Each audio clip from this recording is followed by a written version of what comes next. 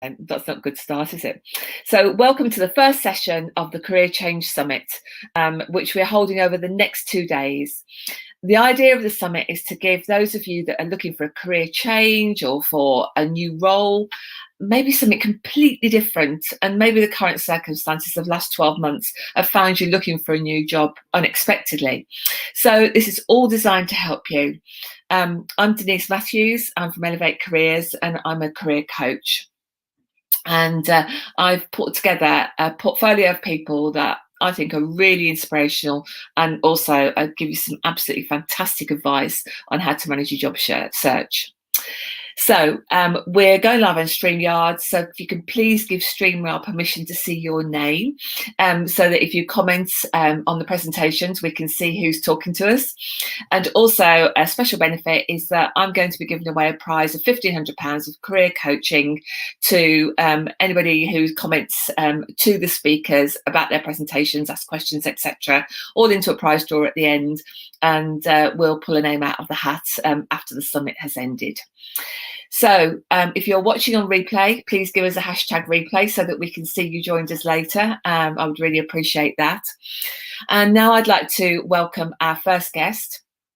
This is Dawn Butler from DinkyDoodle Designs.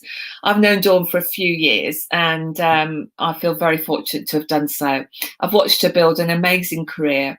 Dawn used to be in the police force, and now following becoming, she wanted to make her hobby her job, and she'll tell you all about that herself. But when I first met her, she'd just become an international award-winning cake artist, and since then she's gone on to create her own range of products and an academy where she's teaching lots of people her wonderful skills, and she also has an amazing website. And today she's just taken delivery, just before this presentation, of a huge pallet of stock. So there's DinkyDoodle drip going to be making its way all over the country in the next few days. So Dawn's going to share her story and learnings. Please do ask questions in the chat, and I'll welcome her on. Hello. I will leave you to come and talk about your fascinating story. Oh, thank you, Denise. Thank you. And what a great introduction. I'm not quite so sure actually I can follow that. We'll just leave it at that. But yes, thank you, Denise. I am Dawn Butler. My company name is DinkyDoodle Designs, and my story is about going from cop to cake.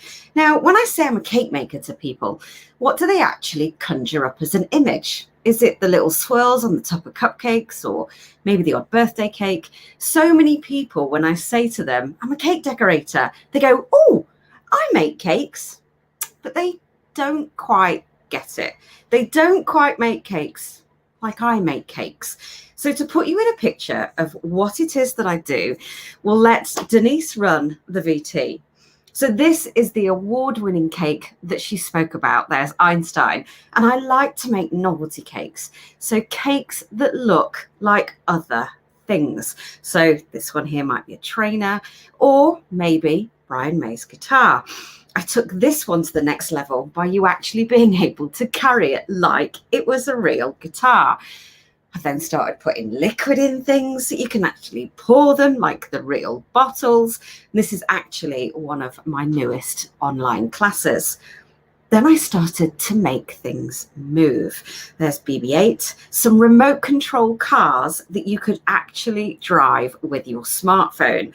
Then I put pouring things and moving things together and actually came up with a cake that held 5 litres of beer. This one, however, was the top of the pile.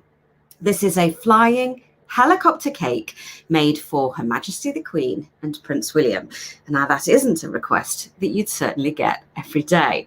So when I said cakes to you then, is that the kind of cakes that you had in mind? Maybe you'd thought of, like I said, those little swirls, or maybe they're just kind of little birthday cake. But I really do take cakes to the next level. Now, when, of course, I started out in cake decorating, I didn't actually think that that was where I wanted ahead. I never dreamed in a million years that I would be making cakes for the royal family. But how did it kind of all begin? It's a funny thing when I say about the cake decorating and what your image conjures up when I say it.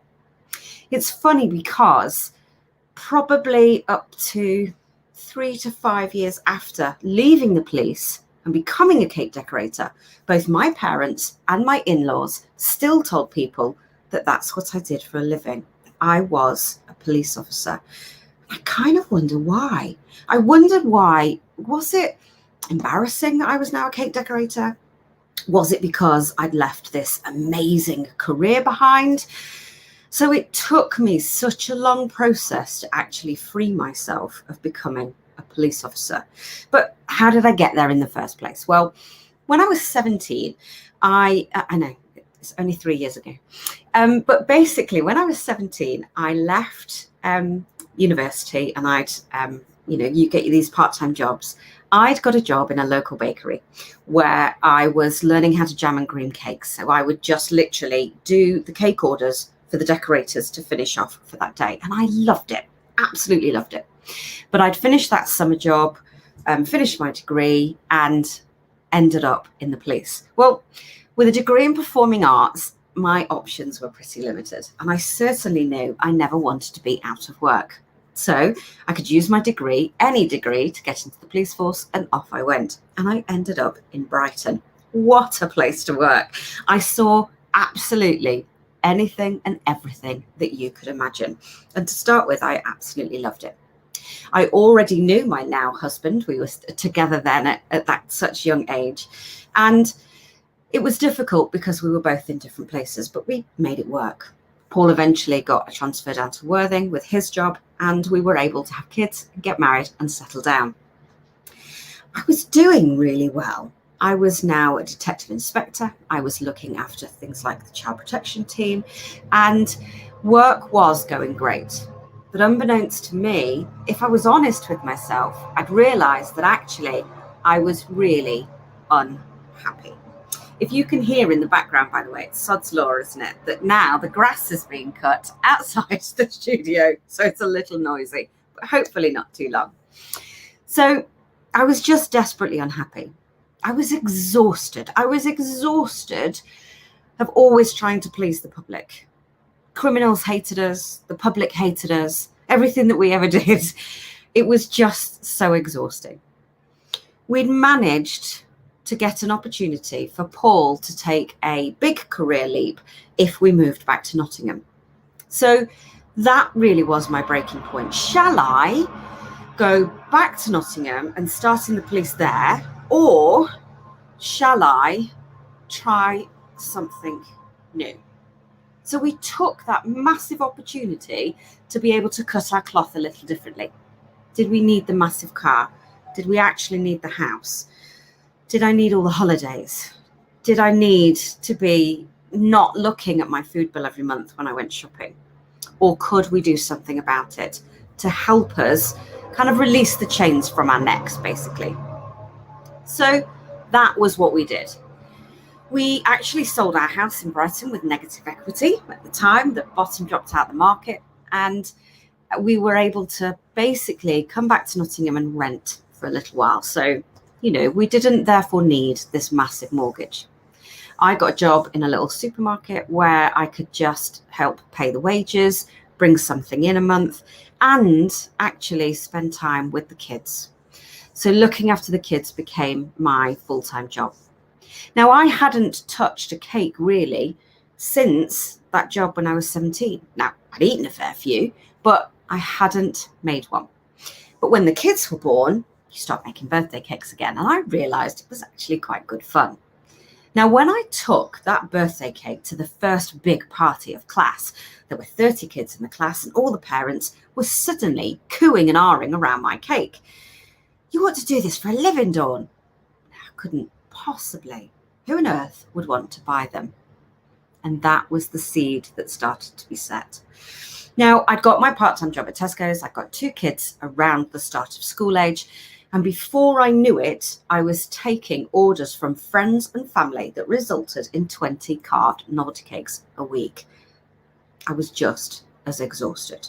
Paul and I weren't really speaking. He was cross about the mess that I'd leave behind in my wake as I delivered a cake. I wasn't making any money from what I was doing, that the kids weren't getting their attention. I wasn't doing the Tesco's job very well. I certainly wasn't looking after a home very well. And I don't mean that he was just expecting me to do it all, but we just weren't communicating. It just wasn't working. So we sat down together and decided what we'd do. I assured him that I could make this work, that I was going to be a successful cake decorator. And he said, how? I said, I'm going to be famous. Now, with my degree in performing arts, I'd always dreamed one day that that might happen, but really, did I actually ever think it was going to be the case?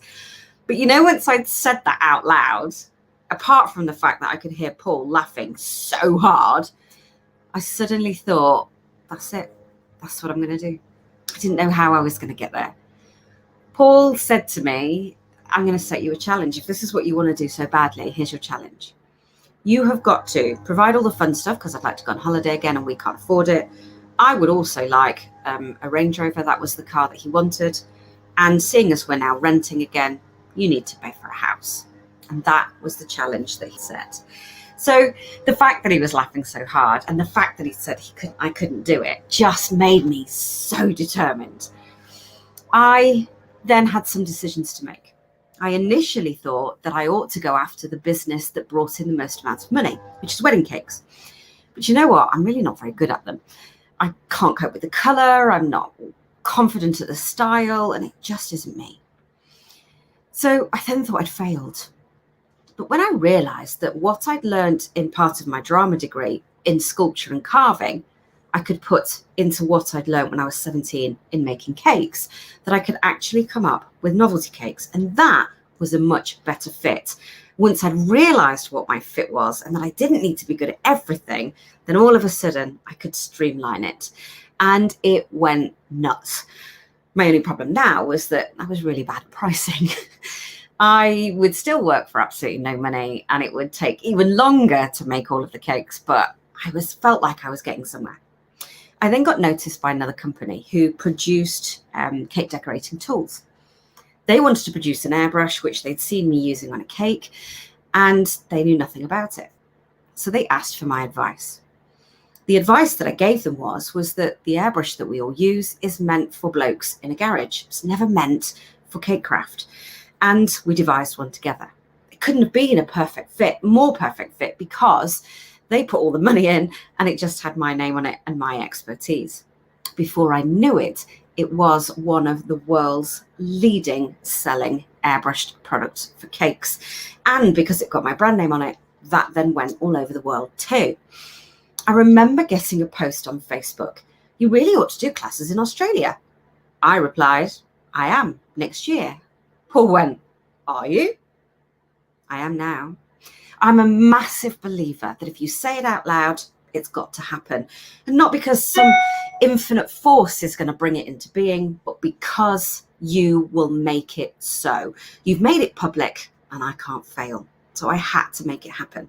I put out some photos of my cakes, devised some classes, put out some prices, which were really cheap and covered my costs, and sent those out to all the Australian cake decorating schools that I could find.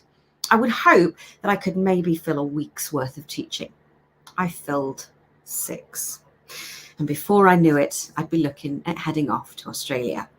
Now, the places weren't going to pay me until I'd done the work. So how do I save up the money for the flights? Well, that was a cheeky cake in the shape of Richard Branson's head sent down to the head office with me and a little poem to tell him what I was up to, that I'd moved from police officer to cake decorator, and that I actually, for my brass neck cheek, I'd really like a flight upgrade.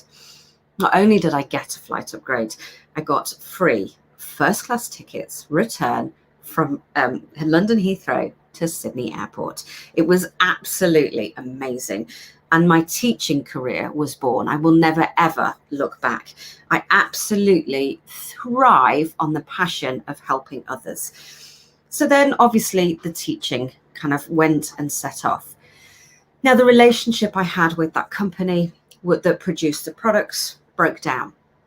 They thought that I wouldn't be able to produce those on my own, and they simply rebranded them as their own overnight. But anyone that knows me, like Denise, knows that I just can't be beat. What is it that I can do to make this work? Now, it needed a loan and a solid business plan to be able to say that surely if I can buy these products in, I know that they can sell, I have a brand name that works, let's get it out there. And behind me, that way in the corner, you can see my very own fully funded DinkyDoodle airbrush, which is now the leading airbrush in the cake craft industry. Now, that wasn't enough. I absolutely love solving problems. So I would then go on to say, well, why does that work the way that it does? Or why haven't we got this tool for the job? And go about finding out how I could make it work. Now, as a police officer, what I'd found was that I had to solve problems. I'm a detective inspector in charge of a murder investigation. We need 400 officers to go and start searching. The answer isn't no. The answer is no problem. What's my budget? What's my timescale? And off you'd go and do it. So I did exactly the same when I was looking into these problems. I wouldn't take no for an answer. Can you produce this piece of kit? What does that cost? And how will this work? And how do I get this in? Take the pallet that's arrived just half an hour ago. That pallet has taken me about 4 weeks to not only make sure I'd saved up for, but also to import it into this country. Because of Brexit, we've now got massive issues. But that pallet of stock is here, and it's here before I've run out of any other previous stock that I've got. And I will be labeling that up myself tonight to make sure that I can put it on sale in the morning. And it never stops. So once I'd kind of started this process and started things going, how do you keep it going, particularly with something like COVID? So I've now got a number of products to my name. I've got products that will help you make color on cakes, products that will help you structure cakes. And I've even got those in major high street stores. My cake frame kits can be found now in Lakeland, Morrison's and Hobbycraft, along with selling all over the world. And it's still just me in the company. I'm the one that packs the orders. I'm the one that designs the cakes. I'm the one that labels the products. And I'm hoping to expand real soon. But what has kept me going? There are times when I've been so incredibly jealous of others, times when I would look at their social media pages and say, why aren't I doing that? Hang on a minute. Why aren't I doing that? Yeah, you're right. Why aren't I doing that? What's stopping me? Absolutely nothing.